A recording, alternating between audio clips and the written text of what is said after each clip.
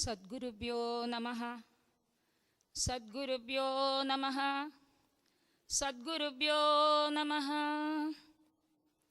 അഗജാനന പദ്മാർകം ഗജാനനമഹർനിശം അനേകദം തം ഭക്താനാം ഏകദന്തമുപാസ്മഹേ. ശ്രീമഹാഗണപതയേ നമഃ. ഗുരവേ സർവലോകാനാം ഭിഷജേ ഭവരോഗിണാം നിധയേ സർവവിദ്യാനാം ശ്രീദക്ഷിണാമൂർത്തയേ നമഃ. അസ്മദ്ഗുരുചരണാരവിന്ദാഭ്യാം നമഃ. സരസ്വതി നമസ്തുഭ്യം വരദേ കാമരൂപിണി. വിദ്യാരംഭം കരിഷ്യാമി സിദ്ധിർഭവതു മേ സദാ. പീതാംബരം കരവിരാജിതശംഖചക്രകൗമോദഗീ സരസിജം കരുണാസമുദ്രം രാധാസഹായമതിസുന്ദരമന്ദഹാസം വാദാലയേശമനിശം ഹൃദി ഭാവയാമി. സ്വാമിജിയുടെ തൃപ്പാദങ്ങളിൽ അനേക കോടി നമസ്കാരം അർപ്പിച്ചുകൊണ്ട് ഭക്തജനങ്ങൾക്ക് എല്ലാവർക്കും നമസ്കാരം. ഇന്നിവിടെ എനിക്ക് പറയാനുള്ളത് കംസക്രൗര്യത്തെ ചവിട്ടിക്കുതിച്ച യോഗമായ പ്രഭാവം. അമ്പാടിയിൽ ആനന്ദവർഷം തീർത്തിട്ടുള്ള ആ നന്ദോത്സവം, ഇത് രണ്ടുമാണ് പ്രതിപാദ്യമായിട്ടുള്ളത്. അതിന് ഭഗവാൻ പറയാൻ വാക്കിൽ വന്നു തീരട്ടെ എന്ന് പ്രാർത്ഥിച്ചുകൊണ്ട് ആരംഭിക്കുകയാണ്. ഭാഗവതം എന്നുള്ളത് ഒരു ധർമ്മശാസ്ത്രമാണ്, അല്ലെങ്കിൽ ധർമ്മസംഹിത. അതുമല്ലെങ്കിൽ അതിനെ പാരമഹംസ്യ സംഹിത എന്നും പറയാൻ സാധിക്കും. ധർമാചരണങ്ങൾ നമ്മുടെ സാധാരണ ജനങ്ങളെ പണ്ട് എങ്ങനെയൊക്കെ ആദരിച്ചിരുന്നു, ഇനിയും എങ്ങനെ അത് പരിപാലിക്കപ്പെടണം എന്നുള്ളത് ഭാഗവതത്തിലൂടെ നമ്മളെ ഉദ്ബോധിപ്പിക്കുകയാണ് വേദവ്യാസ മഹർഷി. അതിന് ഭക്തിജ്ഞാന വിരാഗങ്ങളിലൂടെ വേണം മനുഷ്യ മനസ്സിലുണ്ടാകുന്ന പല ചിന്തകളും ഭഗവാനിലേക്ക് തിരിയണം. ആ ഭഗവാനിലേക്ക് തിരിയണമെങ്കിൽ ഭക്തിയാണ് വേണ്ടത്. ആ ഭക്തി നിർമ്മർജനമാണെങ്കിലോ ഈശ്വര ആശ്രയം വേണം. ഈ ഈശ്വര ആശ്രയമില്ലാതെ നമുക്കൊന്നും തന്നെ നടക്കില്ല. ആപത്ത് വരുമ്പോൾ നമ്മൾ ഈശ്വരനെ തന്നെ ആശ്രയിക്കാറുള്ളത് അല്ലേ? സമ്പത്തിലും ഈശ്വരനെ തന്നെ ആശ്രയിക്കണം എന്നുള്ളതാണ് നമുക്ക് കർത്തവ്യമാക്കേണ്ടത്. ഈ ദൃശ്യപ്രപഞ്ചം മുഴുവൻ അദൃശ്യനായിരിക്കുന്ന ആ പരമാത്മാവിൻ്റെ സ്ഫുരണമാണ്. അതുകൊണ്ട് തന്നെ അദൃശ്യനായ ആ പരമാത്മാവിന് ദൃശ്യമായ പ്രപഞ്ചത്തിനെ ഇല്ലാതാക്കാനോ മാറ്റിമറിക്കാനോ സാധിക്കുമെന്നുള്ള കാര്യത്തിൽ യാതൊരു സംശയവും നമുക്കില്ല. ജനങ്ങളെ അല്ലെങ്കിൽ ഇതിലുള്ള ജീവജാലങ്ങളെ മുഴുവൻ യോജിപ്പിച്ചു നിർത്തുന്നതും ഭഗവാനാണ്. അവരെ വേണ്ട സമയത്തിൽ വിയോജിപ്പിക്കുന്നതും വേർപെടുത്തുന്നതും ഭഗവാനാണ്. ഇതിന് ആ ഭഗവാൻ കൂട്ടുനിൽക്കുന്നതാണ് യോഗമായയുടെ വൈഭവം. യോഗമായ ശക്തിയുടെ വൈഭവമാണ് ഇതിന് ഭഗവാന് പ്രചോദനമായി നിൽക്കുന്നത്. ഭാഗവതത്തിൽ പലതരം വ്യക്തികളെ നമ്മുടെ മുമ്പിൽ അണിനിരത്തുകയാണ് ഋഷി. ആരെല്ലാമാണെന്ന് ചോദിച്ചാൽ കുട്ടികളുണ്ട്, വൃദ്ധരായവരുണ്ട്, സ്ത്രീകളുണ്ട്, രാജാക്കന്മാരുണ്ട്, ചക്രവർത്തിമാരുണ്ട്, അസുരന്മാരുണ്ട്, ക്രൂരത നിറഞ്ഞ ജനങ്ങളുണ്ട്. ഇവരെയൊക്കെ മുൻനിർത്തിക്കൊണ്ട് നമുക്ക് പറഞ്ഞു തരികയാണ്. അതിൽ കൂടുതലും ഇവിടെ നമുക്ക് പ്രയോജനപ്പെടുന്നത് ചക്രവർത്തി അല്ലെങ്കിൽ ഭോജരാജാവിനെ കുറിച്ചാണല്ലോ. രാജാവും ചക്രവർത്തിമാരുമൊക്കെയാണ് ഭരണകൂടത്തെ നിയന്ത്രിച്ചു കൊണ്ടേയിരിക്കുന്നത്. ആ ഭരണകർത്താക്കളുടെ അല്ലെങ്കിൽ രാജാവിൻ്റെ മനസ്സ് താളം തെറ്റിക്കഴിഞ്ഞാൽ സിംഹാസനം എന്നുള്ളത് ക്രൂരതയ്ക്കും അതുപോലെ ദുഷ്ടതയ്ക്കും വഴി മാറുമ്പോൾ എന്താണ് അതിനൊരു പോംവഴി? രാജാവ് തന്നെ അങ്ങനെ ആയാൽ പ്രജകളുടെ കാര്യം കഷ്ടമല്ലേ? ഇവരെ നന്നാക്കാനായിട്ട് എന്താണ് വഴി? ഇതൊരു സങ്കീർണമായൊരു ചോദ്യമാണ്. ഈ ചോദ്യത്തിന് രാജ്യമാകെ കിടുകിടെ വിറപ്പിച്ചുകൊണ്ട് നിസ്സഹായത തളം കെട്ടി നിൽക്കുമ്പോൾ ആ ദുസ്ഥിതി എങ്ങനെ പരിഹരിക്കും? അതാണ് നമുക്ക് നോക്കേണ്ടത്. അതിനു വേണ്ടി തന്നെയാണ് വ്യാസമഹർഷി പല കഥാപാത്രങ്ങളെയും നമ്മുടെ മുമ്പിൽ അവതരിപ്പിച്ചത്. ദിതി കശ്യപന്മാരെ അവതരിപ്പിച്ചു. വസുദേവനെയും ദേവകിയെയും ഇതാ അവതരിപ്പിക്കാൻ പോകുന്നു. പൃഥുവിനെയും അർച്ചിസിനെയും നമ്മുടെ മുമ്പിൽ കൊണ്ടുവന്ന് നിർത്തി. ഉത്താനപാദ മഹാരാജാവിനെയും സുനീതിയെയും അവരുടെ പുത്രനായ ധ്രുവനെയും നമ്മുടെ മുമ്പിൽ കൊണ്ടുവന്നു.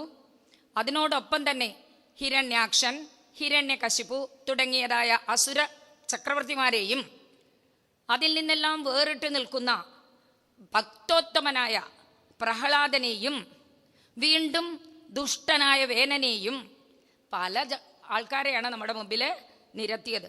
ഇതൊക്കെ എന്തിനാണ് എന്ന് ചോദിച്ചാൽ എന്തു പറയുന്നു എന്നുള്ളതിൽ യാതൊരു പ്രസക്തിയില്ല. എന്തിനാണ് പറയുന്നത് എന്നാണ് നമുക്ക് ഉൾക്കൊള്ളേണ്ടത്. അതാണ് തത്വകഥനം. ഈ കഥകളിലൂടെ പറഞ്ഞ് കേൾക്കുന്നവരുടെ ഹൃദയത്തിലേക്ക് പവിത്രത അല്ലെങ്കിൽ പരിശുദ്ധത, വേറൊരു തരത്തിൽ പറഞ്ഞാൽ ഭക്തി, ജ്ഞാന, വൈരാഗ്യങ്ങൾ ഇതെല്ലാം ഉണ്ടാക്കണം. അതിന് വൈകുണ്ഠനാഥനെ നമ്മുടെ മുമ്പിൽ കൃഷ്ണനായിട്ടും പൃഥുവായിട്ടും വാമനനായിട്ടും അവതരിപ്പിക്കുകയാണ് ചെയ്യുന്നത്.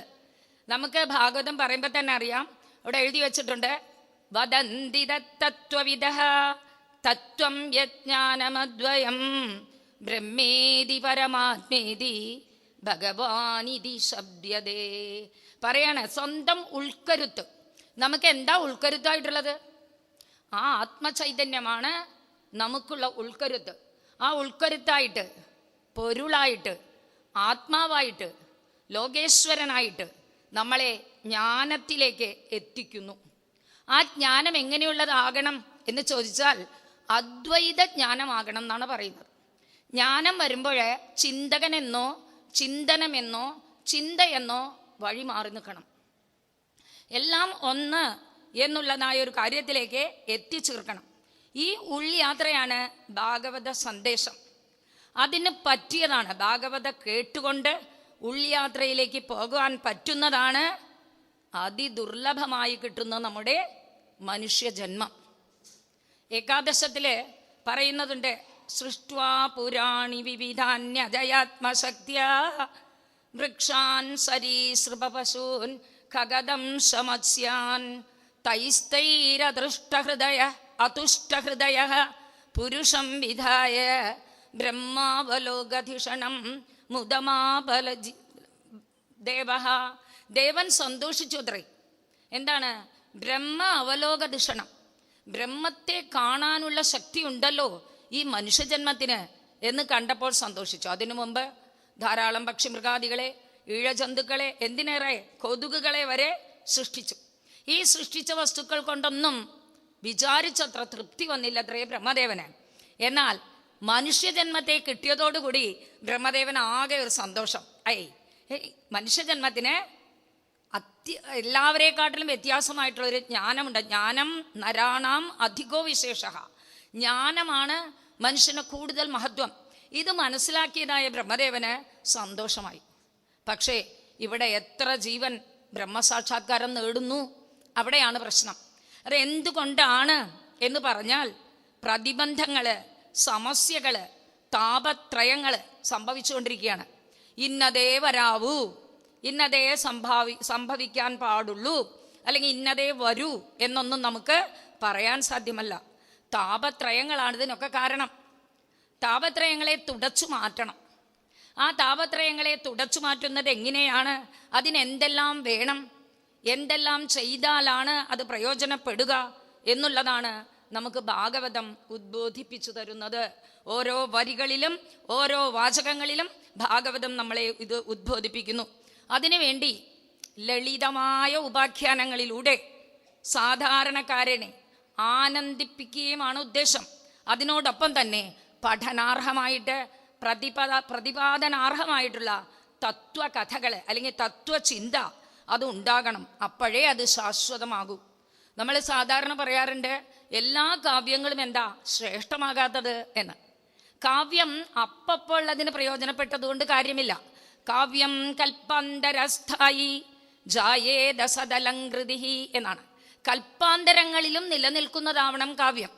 നമ്മുടെ ഋഷിവര്യന്മാർ എഴുതിയിട്ടുള്ള പുരാണങ്ങളും രാമായണം, മഹാഭാരതം തുടങ്ങിയതായതെല്ലാം ഇതിഹാസങ്ങളും എല്ലാം തന്നെ നമുക്ക് എന്ത് ചെയ്യുന്നു? കൽപ്പാന്തരസ്ഥായിയാണ്, എന്നെന്നും പ്രയോജനപ്പെടുന്നത്. ഭാഗവതത്തിലെ കഥ നമ്മുടെ കഥയാണ്. നമ്മുടെ കഥയായതുകൊണ്ടാണ് നമുക്കതിനോട് ഇത്രയും താല്പര്യം. നമ്മുടെ കഥയാണോ അല്ലേ എന്ന് ചോദിച്ചാൽ അല്ല. എന്നാൽ നമ്മുടെ കഥയാണോ എന്ന് ചോദിച്ചാൽ നമ്മുടെ കഥയാണ്. അവസാനം നമ്മളെ എവിടേക്ക് എത്തിക്കുന്നു? ആ ഭഗവത് പാതാരവിന്ദങ്ങളിലേക്ക് എത്തിക്കുന്നു. അതിന് ഭക്തി ഉണ്ടാകണം. ഭക്തി ഉണ്ടാക്കാനുള്ള ശാസ്ത്രമാണ് ഭാഗവതം. ഭക്തി മാത്രം മതിയോ? പോരാ, ജ്ഞാനമുണ്ടാകണം. ജ്ഞാനമുണ്ടാക്കുന്ന ശാസ്ത്രമാണ് ഭാഗവതം. ജ്ഞാനമുണ്ടായാൽ പോരാ, ഒരു പുരുഷാർത്ഥമായ മോക്ഷത്തിലെത്തിക്കണം. അതിനും ഈ ഭാഗവതം നമ്മളെ സഹായിക്കുന്നു. നമുക്കിവിടെ കംസന്റെ ക്രൗര്യത്വമാണ് വർണ്ണിക്കാനുള്ളത്. ഒരു വെറുതെ ഒന്ന് ഇൻട്രൊഡക്ഷൻ ആയിട്ട് പറഞ്ഞു എന്ന് മാത്രം. കൃഷ്ണജന്മത്തിന് മുൻപേ തന്നെ കംസൻ തൻ്റെ ക്രൂരത അഴിച്ചുവിട്ടിരുന്നു. അതിനാദ്യമായിട്ട് ഇരയായത് വസുദേവനും ദേവകിയും അത്രേ. സഹോദരിയായ ദേവകിയും ശ്യാലനായ വസുദേവനും. എന്തിനാണ് കംസൻ ഈ ക്രൂരകൃത്യം ചെയ്തത്? ആലോചിച്ചാൽ അതിശയം തോന്നും. തൻ്റെ സുരക്ഷയ്ക്ക്. തൻ്റെ എന്ന് പറഞ്ഞാൽ ഈ ശരീരത്തിൻ്റെ സുരക്ഷയ്ക്ക് വേണ്ടി അവരെ ചങ്ങലക്കിട്ട് ബന്ധിച്ചു. ബാഹ്യമായിട്ടുള്ള ഇതൊക്കെ ചെയ്യാൻ പറ്റുള്ളൂ. ആന്തരികമായിട്ട് നടന്ന ആ ഗർഭം, അല്ലെങ്കിൽ ആ ഗർഭത്തിൻ്റെ ശിശുവിൻ്റെ വളർച്ച ആന്തരമായ സൂക്ഷ്മ ശക്തിയിലാണല്ലോ അതെല്ലാം നിലകൊള്ളുന്നത്. ആന്തരമായ സൂക്ഷ്മ ശക്തിക്ക് ഈ ബാഹ്യമായ ശക്തികളെ മറികടക്കാനുള്ള കഴിവുണ്ട് എന്ന് മൂഢനായ കംസൻ മനസ്സിലാക്കിയില്ല എന്നുള്ളതാണ് സത്യം. ഒരു സത്സ്വഭാവിയെ പലതരത്തിലും ക്രൂശിക്കാൻ നരപൗരുഷത്തിന്, നരക്രൗര്യം എന്ന് പറയാം, സാധിക്കും അല്ലേ? നല്ലൊരാളെ വെറുത്ത് വിഷമിപ്പിക്കാനോ വീർപ്പ് മുട്ടിപ്പിച്ച് അത് കണ്ട് സന്തോഷിക്കാനോ പൗരുഷമുള്ള ഒരു നരൻ വിചാരിച്ചാൽ സാധിക്കും. പക്ഷേ നമുക്ക് പൂർണ്ണ സ്വാതന്ത്ര്യമുണ്ട്. എന്തിന്? നന്മയെ സ്വീകരിക്കാൻ. അതാരും എടുക്കാൻ പറ്റില്ല. ആര് വേണമെങ്കിൽ എന്ത് വേണമെങ്കിൽ ചെയ്തോട്ടെ. നമുക്ക് നമ്മുടെ ധർമ്മപഥത്തെ പിടിച്ചു നിൽക്കാൻ നമുക്ക് ശക്തി ഉണ്ടാകണമല്ലോ. പ്രഹ്ലാദ ചരിതം നമ്മുടെ മുമ്പിൽ പ്രദർശിപ്പിച്ചുകൊണ്ട് പറഞ്ഞു, എത്രയോ ക്രൂരമായ നടപടികളാണ് പിതാവായ ഹിരണ്യകശിപു ഈ പ്രഹ്ലാദനോട് ചെയ്തത്. പക്ഷേ അതുകൊണ്ട് പ്രഹ്ലാദന് എന്തെങ്കിലും കളങ്കമുണ്ടായോ? ഉൾക്കരുത്തോടുകൂടി ആ ഉൾചൈതന്യത്തെ തന്നെ ശരണം പ്രാപിച്ചപ്പോൾ പ്രഹ്ലാദൻ അതിൽ നിന്നൊക്കെ രക്ഷപ്പെട്ടു. ധർമ്മപഥമാണ് അതിന് കാരണമായത്. ത്രേതായുഗത്തിലെ സീതാദേവി രാവണന്റെ കൊട്ടാരത്തിൽ രാക്ഷസികളാൽ ചുറ്റപ്പെട്ട് വീർപ്പ് മുട്ടുന്ന അവസ്ഥയിൽ കഴിച്ചുകൂട്ടി. പക്ഷേ അത് സീതയ്ക്ക് എന്തെങ്കിലും മോശം ഉണ്ടാക്കിയോ? സീത കളങ്കിലപ്പെട്ടുവോ? സീത ധർമ്മത്തിനെ തന്നെ മുറുകെ പിടിച്ചതുകൊണ്ട് രക്ഷപ്പെട്ടു. പാതിവ്രത്യധർമ്മമാണ് അവിടെ സീത സ്വീകരിച്ചത്. നിറഞ്ഞ സദസ്സിൽ ഭർതൃസമക്ഷം ദ്രൗപദി ദുശാസനാൽ വസ്ത്രം അപഹരിക്കപ്പെട്ടപ്പോഴും ആ ധർമ്മപഥത്തെ ഉയർത്തിപ്പിടിച്ച് എല്ലാവരും നമുക്ക് വിശ്വാത്മൻ എന്നാ വിളിച്ചത്. ലോകത്തിന് മുഴുവൻ ആശ്രയം നൽകുന്ന ആ ഭഗവാനെ ശരണം പ്രാപിച്ചതോടുകൂടി ആ ദ്രൗപദിയും രക്ഷപ്പെട്ടു. അപ്പൊ വാസ്തവത്തിൽ എന്താണ്? ധർമ്മരക്ഷയാണ്. ആ ധർമ്മരക്ഷ ദുരൂഹമാണ് താനും. ആദ്യമേ ഭാഗവതം പറയുന്നു, പ്രോജ്ജിത കൈതവമാണ്, വഞ്ചനയില്ലാത്ത ധർമ്മമാണ്. അതാണ് സജ്ജനങ്ങൾക്ക് താല്പര്യം. ആ ഭാഗവത കഥയില് ഈ ധർമ്മത്തെ തന്നെയാണ് ഊന്നുന്നത്. മാത്രമല്ല, നമുക്കിവിടെ ദശമസ്കന്ധമാണല്ലോ.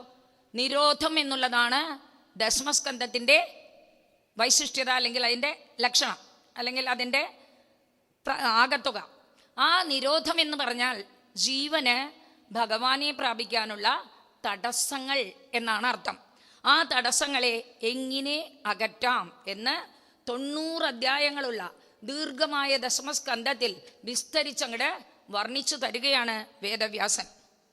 ഈശ്വരനെയും ജീവനെയും അകറ്റുന്ന പ്രബലനായ ശത്രു അഹങ്കാരമാണ് എന്ന് പറഞ്ഞു. ഈ അഹങ്കാരത്തിന് 3 ഭേദങ്ങളുണ്ട്. ഒന്നാണ് രജോ ഗുണം, രണ്ടാമത്തേതാണ് 3 ഏഷണകൾ എന്ന് പറയാം. ഏഷണകൾ എന്തൊക്കെയാണ്? പുത്രേഷണ, വിത്തേഷണ, ദാരേഷണ. ഈ ഏഷണകളാണ് അടുത്തത്. മൂന്നാമത്തേതായിട്ടുള്ളതോ ശരീരാഭിമാനം.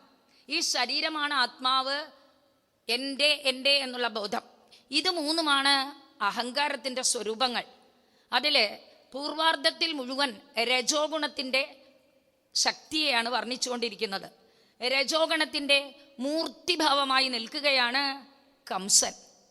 ഇവർക്ക് എന്താ പ്രത്യേകത? കാലം, ദേശം, കർത്താവ് ഇതൊക്കെ മാറുന്നതോടുകൂടി സുഖം ദുഃഖമായും ദുഃഖം സുഖമായും സത്യം അസത്യമായും അസത്യം സത്യമായും മാറി മറിയും, കീഴ്ത്തേൾ മറിയും.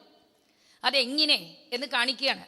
തൻ്റെ സഹോദരിയായ ദേവകിയോടുള്ള സ്നേഹത്തിനാൽ താൻ തന്നെയാണ് രഥം തെളിക്കുക എന്ന് പറഞ്ഞുകൊണ്ട് സ്നേഹത്തോടുകൂടി പുറപ്പെട്ടവനാണ് കംസൻ. നിസ്സാരമായി സത്യമായിട്ട് മുമ്പിൽ വന്നൊന്നും പറഞ്ഞില്ല.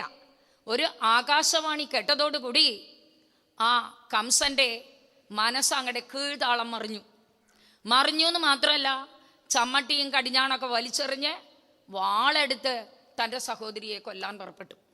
വാസ്തവത്തിൽ ആലോചിച്ചു നോക്കൂ, അപക്വബുദ്ധി എന്നല്ലേ ഇതിനെ പറയാ, ബാലിശബുദ്ധി. എന്നങ്ങാണ്ടോ ഉണ്ടാകാൻ പോകുന്ന കുട്ടി അല്ലേ, 8ാമത്തെ ഗർഭം എന്നല്ലേ പറഞ്ഞിട്ടുള്ളൂ. എത്ര കാലങ്ങൾ കഴിഞ്ഞാണ് ഈ കുട്ടി ഉണ്ടാകാൻ പോകുന്നത്. എന്നിട്ട് ആ കുട്ടിയുടെ അമ്മയെ കൊല്ലാൻ ഒരു രാജാവിന് മടി തോന്നുന്നില്ല എന്ന് പറഞ്ഞാൽ അതിന് കാരണം എന്ത്? വികലത, അല്ലെങ്കിൽ എന്താ പറയാ, അപക്വബുദ്ധി. അതിന് ഭഗവത്ഗീതയിൽ പറയുന്നു, അധകേന പ്രയുക്തോയം പാപം ചരതി പുരുഷഃ. അത് പറയണം, അനിച്ഛന്നഭിവാർഷ്ണേയ ബലാദിവ നിയോജിത. ഇഷ്ടമുണ്ടായിട്ടൊന്നുമല്ല ആരും പാപം ചെയ്യണത്, ബലാദിവ നിയോജിത. ആരോ നമ്മളെ ചിത്തപ്രവൃത്തി ചെയ്യാൻ പ്രേരിപ്പിക്കുകയാണെന്ന്. അപ്പൊ ചോദിച്ചു, അതെന്താ കാരണം? കാമയേഷ ക്രോധയേഷ രജോ ഗുണസമുദ്ഭവ മഹാശനോ മഹാപാത്മാ വിദ്യേനം ഇഹ വൈരിണം. ഏനം വൈരിണം വിധി എന്ന് പറഞ്ഞു. ഇതാണ് നമ്മുടെ ഏറ്റവും വലിയ ശത്രു. എന്താണ്? രജോ ഗുണം. രജോ ഗുണത്തിൽ നിന്നാണ് കാമമുണ്ടാകുന്നത്, രജോ ഗുണത്തിൽ നിന്നാണ് ക്രോധമുണ്ടാകുന്നത്. ഇവിടെ കാമക്രോധാദികളാണ് പാപം ചെയ്യാൻ നമ്മളെ പ്രേരിപ്പിക്കുന്നത് എന്ന്. അതിന് ഉത്തമ ഉദാഹരണമാണ് ഇപ്പോൾ കംസൻ അല്ലേ. ഭയം, മരണഭയം, അതാണ് ക്രോധമായി പരിണമിച്ചത് കംസന്റെ മനസ്സിൽ. അതേ സമയത്ത് കംസനിൽ അങ്ങനെ ഒരു വിക്ഷോഭം ഉണ്ടായപ്പോൾ അതേ തേരിലിരിക്കുന്ന വസുദേവന് സ്നേഹം ദയയായിട്ട് ഊറ്റെടുത്തു. രണ്ടുപേരെയും ഒരേ സമയത്ത് വേദവ്യാസ ഭഗവാൻ നമ്മുടെ മുൻപിൽ കൊണ്ടുവന്ന് നിർത്തുകയാണ്. പറയണ ഭോജരാജൻ പറയുന്നത് എങ്ങനെ? ദയയോടുകൂടി പറയാണ്. വാളെടുത്ത് പിടിച്ചു നിൽക്കുന്ന ആളോട് ക്രൗര്യം കാണിക്കാൻ നിന്നില്ല വസുദേവൻ ദയയോടുകൂടി പറഞ്ഞു, ഭോജരാജനും യശസ്വിയുമായ അങ്ങ് ഈ സമയത്ത് ഒരു സ്ത്രീഹത്യ, അത് മംഗളകരമായ വേഷത്തിലിരിക്കുന്ന സഹോദരിയെ കൊല്ലുക, ഇത് അങ്ങയുടെ നിർമ്മല യശസ്സിന് കളങ്കമായി തീരില്ലേ? ഇതാണ് ആദ്യത്തെ ചോദ്യം. അതിനുശേഷം പറഞ്ഞു, നിങ്ങൾക്ക് ഭയമായിരിക്കാം ഈ കാര്യത്തിന് പ്രേരിപ്പിക്കുന്നത് എങ്കിൽ അങ്ങയുടെ ഭയം എന്തു ഭയം? മരണം എന്നുള്ള ഭയം. മരണം ആത്മാവിനൊരിക്കലും ഉണ്ടാകുന്നില്ല. എപ്പോൾ നമ്മൾ ജനിക്കുന്നുവോ, എപ്പോൾ നമ്മൾ യൗവനത്തെ പ്രാപിക്കുന്നുവോ, എപ്പോൾ നമ്മൾ വാർദ്ധക്യത്തെ പ്രാപിക്കുന്നുവോ, അതേപോലെ മരണം എന്നുള്ളതും പ്രകൃതിയുടെ നിയമമാണ്. ഈ ദേവകിയിലല്ല അങ്ങയുടെ മരണം നിലനിൽക്കുന്നത്. ദേവകി കാരണം മരിക്കുന്നു, ദേവകിയിൽ ഉണ്ടാകുന്ന പുത്രൻ കാരണമാണ് തനിക്ക് മരണം എന്നുള്ളത് ചിന്ത തന്നെ ബാലിശമാണ്. കാരണം ജനിച്ച ഒരുത്തൻ മരിക്കും. ജനനം മരണം, മരണം ജനനം, ഇത് തമ്മില് ബന്ധപ്പെട്ട പ്രക്രിയകളാണ്. അപ്പൊ എന്തു വേണം? ഭയം തീർക്കാൻ, അല്ലെങ്കിൽ ആപത്തിനെ തീർക്കാൻ ദുഷ്കർമ്മം ഉപേക്ഷിക്കണം. ദുഷ്കർമ്മം കൊണ്ടാണ് പാപം ഉണ്ടാകുന്നത്, ആപത്തുണ്ടാകുന്നത്. ആ ആപത്ത് തീരണമെങ്കിൽ എന്ത് വേണം? ദുഷ്കർമ്മത്തെ പാടെ ഉപേക്ഷിക്കണം. വീണ്ടും ദുഷ്പ്രവൃത്തി ചെയ്യുക എന്നുള്ളത് ഇതിനൊരു പരിഹാരമാകുമോ? ഈ ചോദ്യങ്ങളൊന്നും വേദമോദാൻ വെട്ടാൻ വരുന്ന പോത്തിന് വേദമോദിയ പോലെ എന്ന് പറയാണ്. സാധാരണ പറയും, ഉപദേശോ ഹി മൂർഖാണാം പ്രകോപായ ന ശാന്തയെ. മൂർഖന്മാരെ, വിഡ്ഢികളെ ഉപദേശിക്കാൻ പുറപ്പെടുന്നതേ അവരുടെ കോപത്തെ വർദ്ധിപ്പിക്കും എന്നല്ലാതെ യാതൊരു പ്രയോജനവും ഇല്ല. പഞ്ചതന്ത്രത്തിലൊരു കഥയുണ്ട്. ഒരിക്കലും ഒരു കുരങ്ങൻ നല്ല തണുപ്പുള്ള കാലം കാട്ടില് അലഞ്ഞു നടന്നു. ഏകദേശം രാത്രി സമയം ആയിക്കഴിഞ്ഞു. ഉള്ള വൃക്ഷത്തിന്റെ ചുവട്ടിൽ ഉണങ്ങി വിഴുന്നിരിക്കുന്ന കാറ്റുകാലവുമാണല്ലോ. എല്ലാ ഇലകളും കൂട്ടിയിട്ട് തീ കായാന്ന് പറഞ്ഞ് പുറപ്പെട്ടു. അതിനുവേണ്ടി കണ്ടു ഒരു മിന്നാമിനുങ്ങ് പ്രകാശിച്ചു വരുന്നത്. കുരങ്ങൻ വിചാരിച്ചു അത് അഗ്നികണമാണെന്ന്. എടുത്തു ആ ഇലകളിൽ വെച്ച് ഊതാൻ തുടങ്ങി. ഇത് വൃക്ഷത്തിലിരിക്കുന്ന ഒരു പക്ഷി കണ്ടു. ആ പക്ഷി അവിടുന്ന് വിളിച്ചു പറഞ്ഞു, അത് മിന്നാമിനുങ്ങാണ് കപേ, അതിനെ കൊണ്ട് ഊതിയാൽ വെളിച്ചം കിട്ടില്ല എന്ന്. അത് പറഞ്ഞതൊന്നും ചെവിക്കൊണ്ടില്ല അത്രേ കുരങ്ങൻ. വീണ്ടും പറഞ്ഞു. മൂന്നാമത് പറഞ്ഞപ്പോഴേക്കും അതിൻ്റെ സത്യാവസ്ഥ മനസ്സിലാക്കുകയല്ലേ ബുദ്ധി. പക്ഷേ സത്യാവസ്ഥ മനസ്സിലാക്കിയില്ല എന്ന് മാത്രമല്ല, ഉടനെ തന്നെ മരത്തിൽ കയറി ആ പക്ഷിയെ പിടിച്ച് അടിച്ച് ആശു കൊന്നാൻ. ഉടനെ അതിനെ കൊന്നു. ഈ പഞ്ചതന്ത്ര കഥ കുട്ടികൾക്ക് പറഞ്ഞു കൊടുത്ത് പറയും, അവിവേകം ആപത്താണ്, ഉപദേശം ദുഷ്ടന്മാരെ ഉപദേശിക്കാൻ പാടില്ല. ഇവിടെ ദയയുടെ ഊറ്റിടമായ വസുദേവൻ നല്ല കാര്യങ്ങൾ പറഞ്ഞ് തൻ്റെ ശ്യാലനെ ഈ ദുഷ്പ്രവൃത്തിയിൽ നിന്ന് പിന്തിരിപ്പിക്കാം എന്നാണ് ശ്രമിച്ചത്. പക്ഷേ സാധിച്ചില്ല. സമയോചിത ബുദ്ധി, അതാണ് വിവേകം. അപ്പോൾ ഈ വസുദേവൻ വിചാരിച്ചു, തനിക്ക് ഉണ്ടാകാൻ പോകുന്ന കുട്ടികളോടാണോ സ്നേഹം വയ്ക്കേണ്ടത്, അല്ല ഇപ്പോൾ തന്നെ ആശ്രയിച്ചു വന്ന ദേവകിയോടാണോ സ്നേഹം വയ്ക്കേണ്ടത്? വിവേചനം. ആ വിവേക ബുദ്ധി കൊണ്ട് തീരുമാനിച്ചു, തൽക്കാലം ദേവകി രക്ഷപ്പെടട്ടെ എന്ന് പറഞ്ഞുകൊണ്ട് അദ്ദേഹം പറഞ്ഞു. എന്താണ് പറഞ്ഞത്? സർവാണ്യപത്യാനി വശേത്തവാഹം ജാതാനി ജാതാനി സമർപ്പയിഷി. എനിക്കുണ്ടാകുന്ന മക്കളെ മുഴുവൻ ജനിച്ച ഉടനെ അങ്ങയുടെ അടുത്ത് തരാം. ക്രൂരനായ കംസന് സാധാരണ മരുമകനെ കൊണ്ടുതരാം കൊല്ലാൻ എന്ന് പറഞ്ഞാൽ ഏതമ്മാവനാണത് രചിക്കുക? അച്ഛനിങ്ങനെ പറയാനും പറ്റില്ല, അമ്മാവൻ അത് കേൾക്കില്ല. പക്ഷേ ക്രൂരനായ കംസന് ഹൃദ്യമായി തോന്നി, സമ്മതിച്ചു. തൽക്കാലം ദേവകിയെ കൊല്ലുന്ന അയശസ്സിൽ നിന്നും രക്ഷപ്പെട്ടു. അതുപോലെ ദേവകിയെ സംരക്ഷിക്കണമെന്ന തൻ്റെ ധർമ്മവും ഇവിടെ രക്ഷണമായി. ആദ്യത്തെ കുട്ടി ജനിച്ചു. ഈ കഥ നമുക്ക് പ്രാധാന്യമില്ല, യോഗമായയുടെ ആവിർഭാവമാണ്, എങ്കിലും ഒന്നൊരു ഇൻട്രൊഡക്ഷന് വേണ്ടി പറയാണ്. ആദ്യത്തെ കുഞ്ഞ് ജനിച്ച ഉടനെ സത്യസന്ധനായ ആ വസുദേവര് കുഞ്ഞിനെയും കൊണ്ട് കംസന്റെ അടുത്ത് ചെന്നു. അപ്പോഴേക്കും കംസന്റെ ആ മനസ്സിലുള്ള ഭയം കുറച്ച് നീങ്ങിയിരുന്നു എന്ന് പറയാം. അതുകൊണ്ട് പറഞ്ഞു, ഈ കുട്ടിയിൽ നിന്നല്ലല്ലോ എനിക്ക് ഭയം, അതുകൊണ്ട് ഇവനെ തിരിച്ചു കൊണ്ടുപോയിക്കൊള്ളുക. അപ്പൊ നാരായണ ഭട്ടതിരി പറയാണ്, ദുഷ്ടാനാമപി പുഷ്ടകരുണ ദൃഷ്ടാഹി ധീരേകഥ. എത്ര ദുഷ്ടന്മാരുടെ ഉള്ളിലും കരുണയുടെ ഊറ്റുണ്ടാകുമത്രേ, അത് ചില സന്ദർഭങ്ങളിൽ പ്രകടമാകും എന്നാണ്. പക്ഷേ വസുദേവർക്കറിയാം ഈ ചപല മനസ്സ്, കംസന്റെ ചപല മനസ്സ്. സ്നേഹത്തോടെ കൊണ്ടുവന്നവൻ വാളെടുക്കാൻ പുറപ്പെടാൻ ഒരു നിമിഷമല്ലേ ഉണ്ടായുള്ളൂ. അതുകൊണ്ട് ഈ കംസന്റെ മനസ്സ് നന്നായിട്ടറിയുന്ന വസുദേവർ അതുകൊണ്ടൊന്നും സന്തോഷിച്ചില്ല, കുട്ടിയെ കൊണ്ട് തിരിച്ചുപോയി. പക്ഷേ നാരദൻ എന്താണ്, ഈ കംസവധം എന്നുള്ള മഹാകൃത്യം ചെയ്യപ്പെടണം, ഈ നാടകം നടക്കണം എന്നുള്ള ഉദ്ദേശത്തോടു കൂടി കംസന്റെ കൊട്ടാരത്തിലേക്ക് വന്ന നാരദൻ കംസനെ പറഞ്ഞു കൽപ്പിച്ചു, യദുക്കളും വൃഷ്ണികളും ഈ ഗോപന്മാരുമൊക്കെ ദേവാംശജന്മാരാണ്, നിങ്ങളാണെങ്കിലോ അസുരന്മാരും. അത് മാത്രമല്ല മഹാവിഷ്ണു തന്നെയാണ് ദേവകിയുടെ 8ാമത്തെ പുത്രനായി ജനിക്കാൻ പോകുന്നത്. ഇതൊക്കെ ഞാൻ ബ്രഹ്മലോകത്തിൽ നിന്ന് കേട്ടതാണ് എന്ന് പറഞ്ഞു.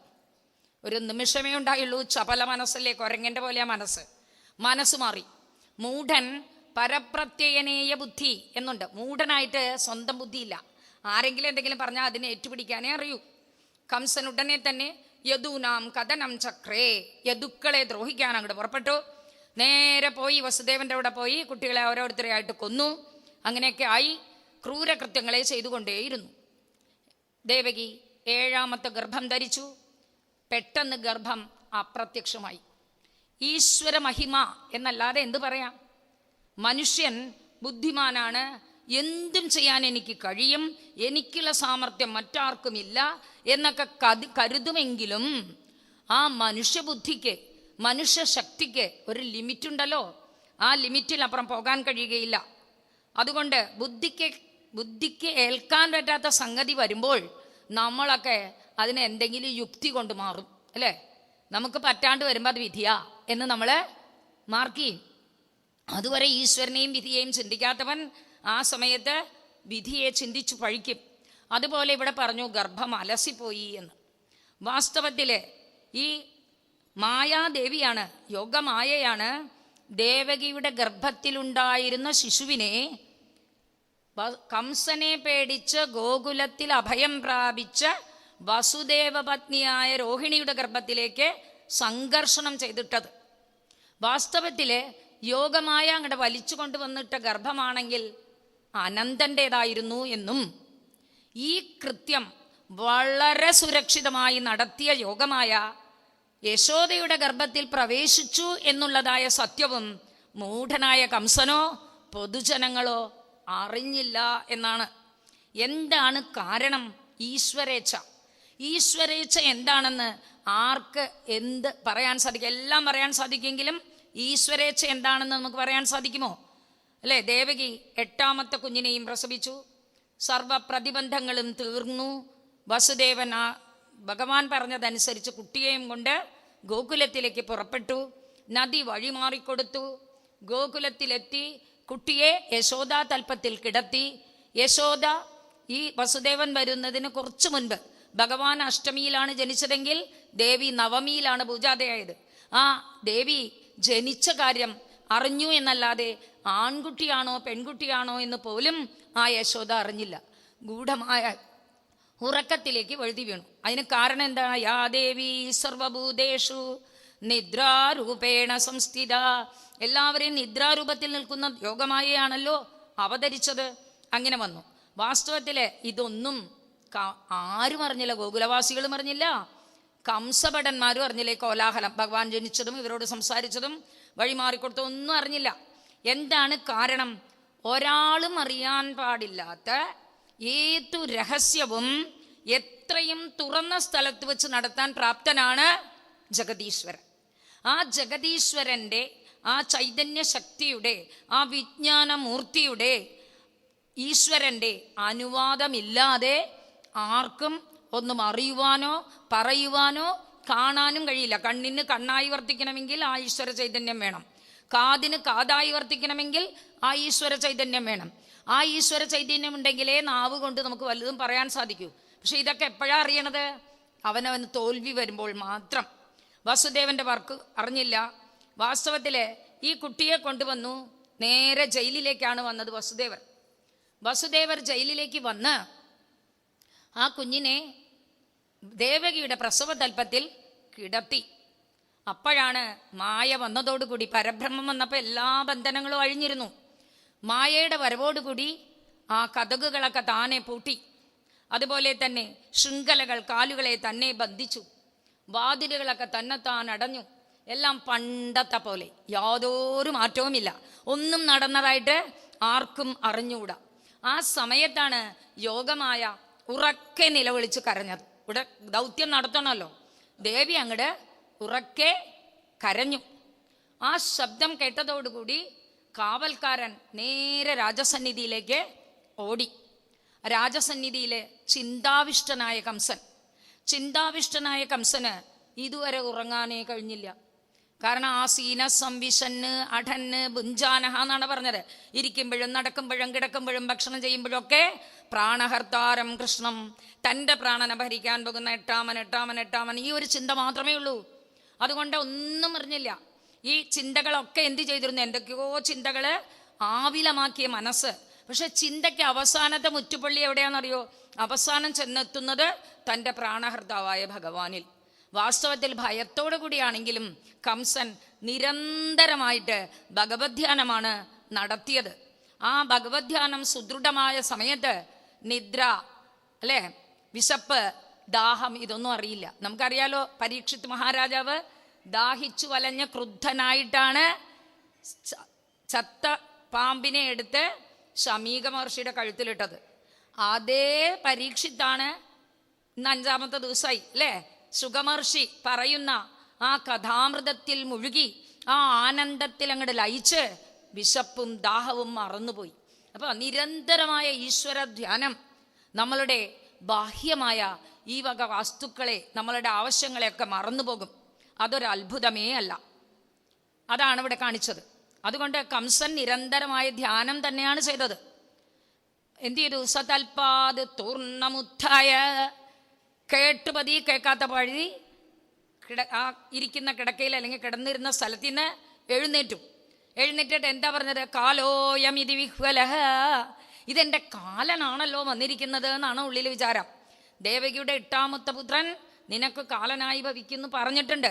കാലനാണ് എന്ന് പറഞ്ഞ് പരിഭ്രമിച്ചുകൊണ്ട് സൂതീഗൃഹ അഗാധ തൂർണം വേഗം തന്നെ ആ ദേവകിയുടെ പ്രസവഗൃഹത്തിലേക്ക് അങ്ങോട്ട് പ്രവേശിച്ചു, കാരാഗൃഹത്തിലേക്ക്. എങ്ങനെയെന്ന് പറഞ്ഞു, പോകുന്ന തിരക്കില് പ്രസ്കലൻ മുക്തമൂർധജഹ, തലമുടിയൊക്കെ വിധിച്ചിട്ടിട്ടുണ്ട്, കാലൊക്കെ കണ്ട് ഇടകറുണ്ട്, തൻ്റെ ബോധം പോലുമില്ല, താനൊരു രാജാവാണെന്നുള്ള ചിന്ത പോലുമില്ല. ആ നിലയ്ക്ക് ഓടി ചെല്ലുകയാണ്. കംസൻ പരിഭ്രമിച്ച് വാളുമായിട്ടാണ് ആ ദേവകിയുടെ കാരാഗ്രഹത്തിലേക്ക് പ്രവേശിച്ചത്. ഇതിലെ കാലോയം ഇത് വിഹ്വലഹ എന്ന് പറഞ്ഞപ്പോൾ ചെറുശ്ശേരി പറയാണ്, വാളുമായി ചഞ്ചമ്മെ വന്നു നിന്നീടിനാൻ കാലന്നു നേരായ കംസനപ്പോൾ. തനിക്ക് കാലനാണ് പിറന്നിരിക്കുന്നത് എന്ന് വിചാരിച്ചിട്ട് താൻ കാലനാണ് എന്നുള്ളൊരു ബോധം. എന്തൊരു വൈപരീത്യം നോക്കൂ. ആ കാലനാണ് താൻ, ഞാൻ ഈ കുട്ടിയെ കൊന്നേ തീരൂ എന്ന് പറഞ്ഞുകൊണ്ടാണ് കംസൻ ദേവകിയുടെ ആ ജയിലിലേക്ക് പ്രവേശിച്ചത്. കണ്ടപ്പോഴേക്കും ഒരു പെൺകുഞ്ഞിനെയാണ് കണ്ടത്. അപ്പം എന്താണ്, പരിഭ്രമം കൊണ്ട് തത്കാലം ഒന്നും ആലോചിക്കണ്ട എന്നങ്ങോട്ട് തീരുമാനിച്ചു എന്ന് മാത്രമല്ല, എന്തോ പന്തികേടുണ്ടോ എന്ന് മനസ്സിലൊരു സംശയം.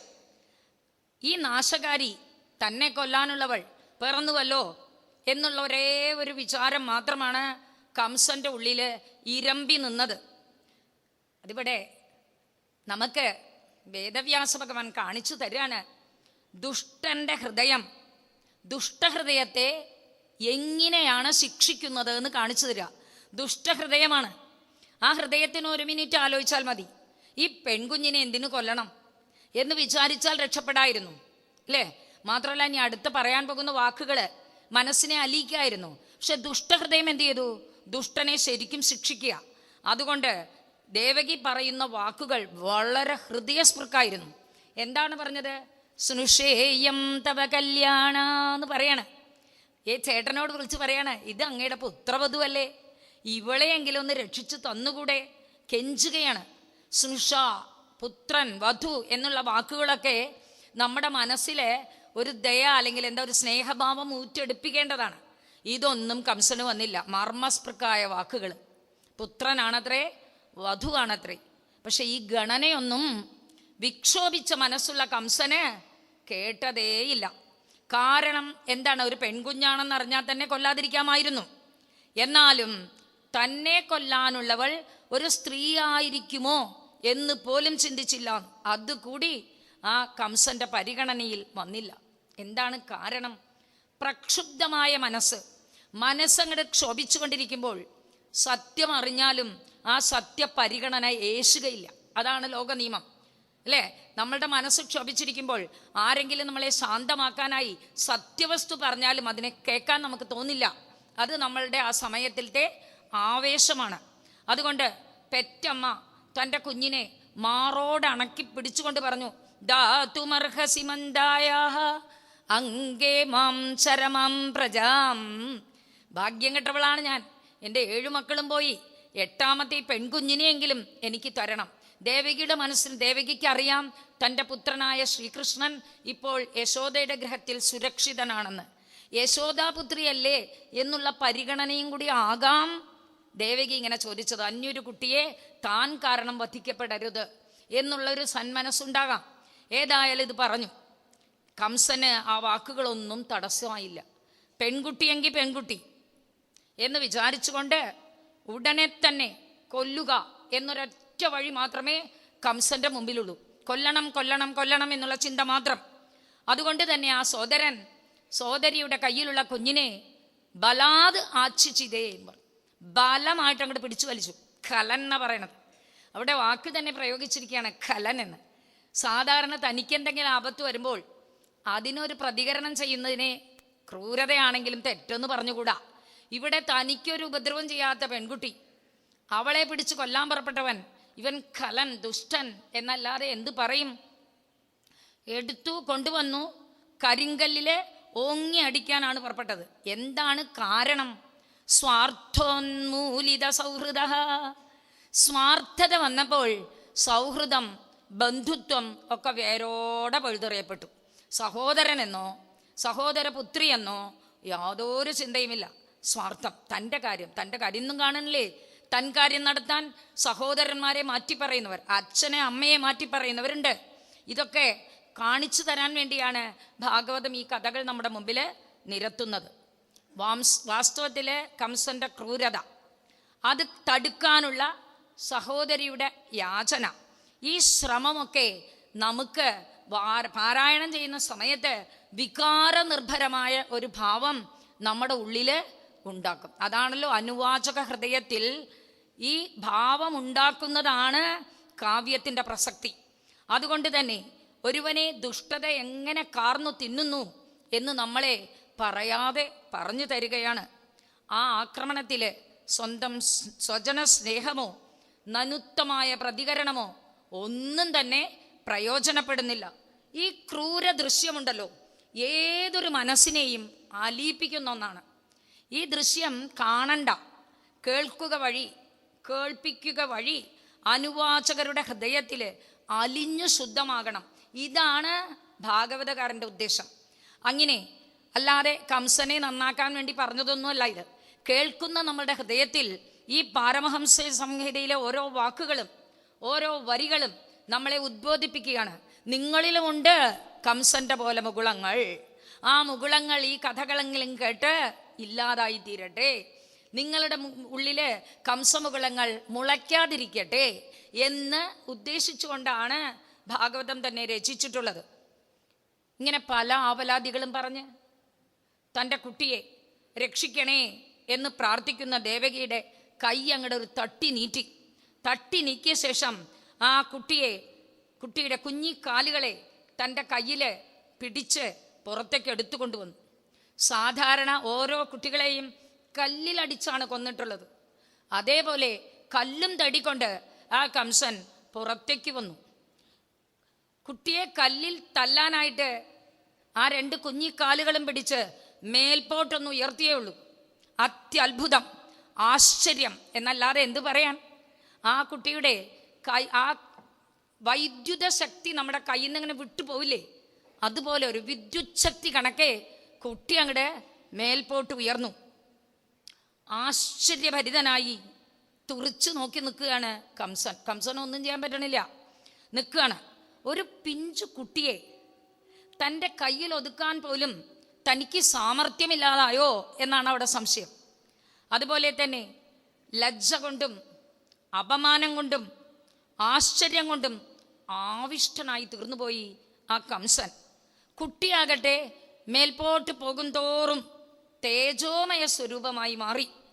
കുറേ നേരം ആകാശത്തേക്ക് ഉയർന്നപ്പോൾ അത്യുജ്വലമായൊരു രൂപം പൂണ്ടു. മാത്രമല്ല കരാളമായ പല ആയുധങ്ങളും ആ കുട്ടിയുടെ കൈകളിൽ വന്ന് പല കൈകളായി പ്രത്യക്ഷപ്പെട്ടു. ധാരാളം പരിചാരികമാരാൽ ദേവസ്ത്രീകളാൽ ചൂഴപ്പെട്ട് എല്ലാവരാലും സ്തുതിക്കപ്പെട്ട് വന്ദനീയായി നിൽക്കുന്ന ആ ദേവി കംസനെ നോക്കി. എങ്ങനെയായിരുന്നു ദേവിയുടെ സ്വരൂപം എന്ന് പറയണേ? ദിവ്യസ്രകംബരാലേപരത്നാഭരണഭൂഷിത സിദ്ധച ധനുശൂലേഷു ചർമാസി ശംഖചക്രഗദാധര സിദ്ധചാരണഗന്ധർവൈഃ അപ്സരക്കിന്നരോരകൈഃ ഉപാഹൃതോരുബലിഭിഃ സ്തൂയമാന ഇദമബ്രവീത്.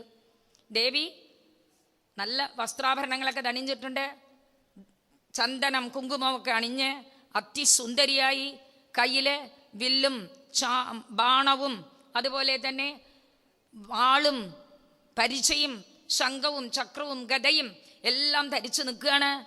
കാഴ്ചദ്രവ്യങ്ങളെ കൊണ്ട് വന്നിട്ടുള്ള ഭക്തന്മാരാൽ ചുറ്റപ്പെട്ട് അപ്സരസുകളും കിന്നരന്മാരും ഗന്ധർവന്മാരും സ്തുതിച്ചു പാടുകയാണ്. അങ്ങനെ നിൽക്കുന്നുള്ളൊരു ദേവിയുടെ ദർശനം. കംസൻ ഭാഗ്യവാനാണ്. എന്താ കാരണം? യോഗമായെ കാണുക മാത്രമല്ല, സ്പർശിക്കാൻ കഴിഞ്ഞു. സ്പർശിക്കുക മാത്രമല്ല, ഇപ്പോൾ ആ ദേവിയുടെ സംഭാഷണം കേൾക്കാനും കൂടി ഭാഗ്യം അല്ലേ? ദർശന സ്പർശന സംലാപ 3ഉം കിട്ടുകയാണ്.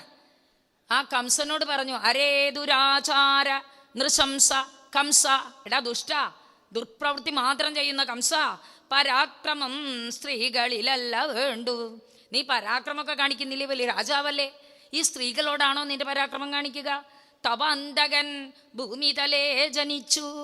നിനക്കുള്ള അന്തികൻ ഈ ഭൂമിയിൽ ജനിച്ചിട്ടുണ്ട്.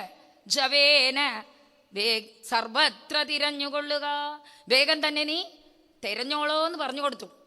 ഇത് കേട്ടപ്പോഴാണ് കംസന ആശ്ചര്യം. അന്ന് അശരീരിവാക്യത്തിൽ പറഞ്ഞു, എന്താണ്?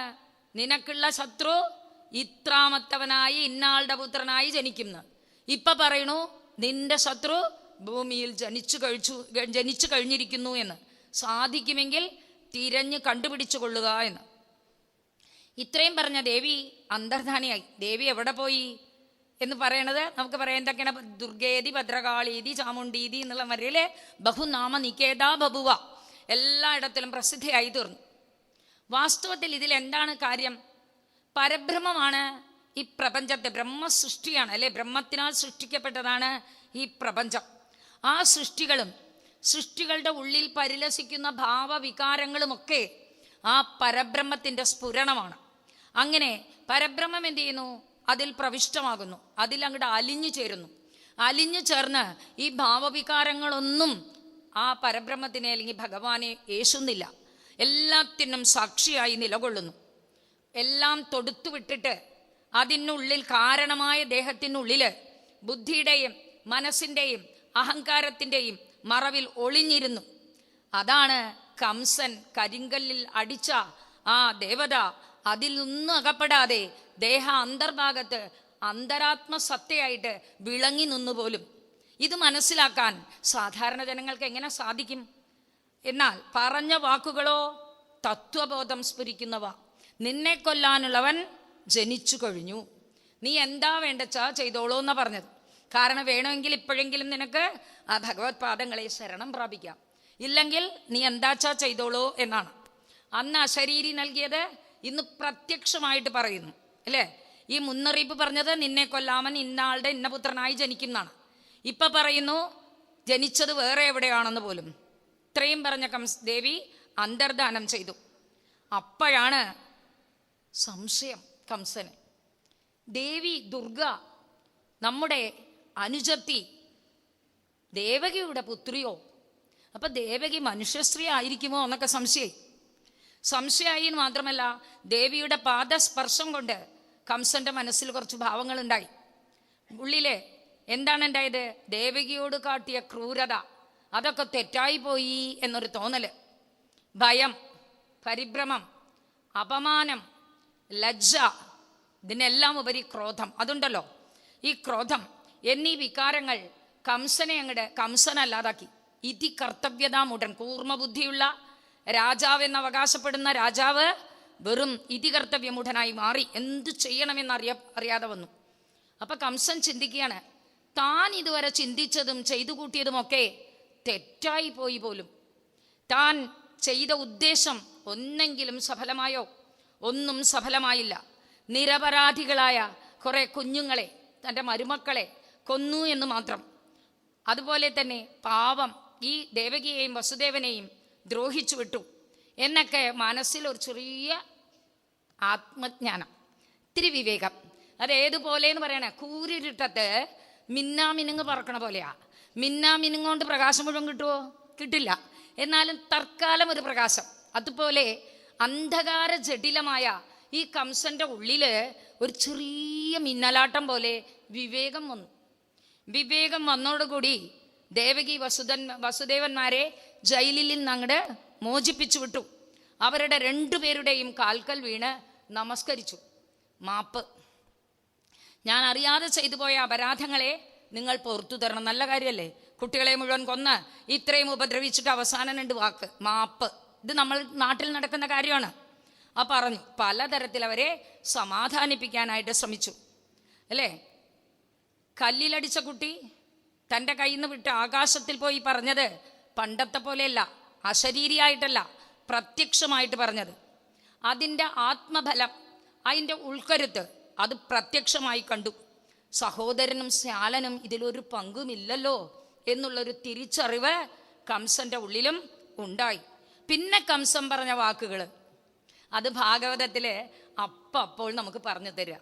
ഇതിനു മുൻപ് സപ്തമസ്കന്ധത്തിലെ ഹിരണ്യകശിപു ഹിരണ്യാക്ഷ വധം കഴിഞ്ഞ് ഹിരണ്യാക്ഷൻ മരിച്ചുപോയപ്പോൾ സങ്കടപ്പെട്ടിരിക്കുന്ന ഹിരണ്യാക്ഷ പത്നിയെയും സ്വന്തം അമ്മയെയും ദിതിയെയും ആശ്വസിപ്പിക്കാൻ എന്നോണം ഹിരണ്യകശിപു ഒരു കഥ പറയുന്ന ഒരു രംഗമുണ്ട്.